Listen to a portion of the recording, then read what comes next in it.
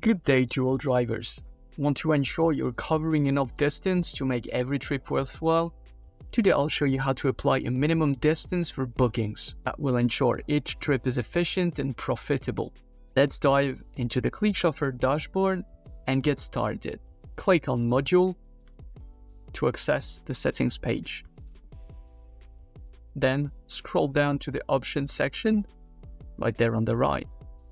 Choose the label Minimum Distance. Next, enter the desired distance in kilometers.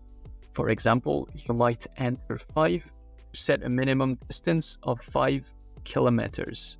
Now let's customize the message that will be shown if a booking doesn't meet the minimum distance requirement. Type in your personalized message. The default one is, "Sorry, this journey is too short. We do not accept journeys for this distance." But you can choose to type your personalized message. For example, "This ride is too short. Please book a trip of at least 5 kilometers. A short and friendly message right there will obviously build trust from your customers, seeing you as a professional driver. And finally, we need to save the new changes on the module. And there you have it.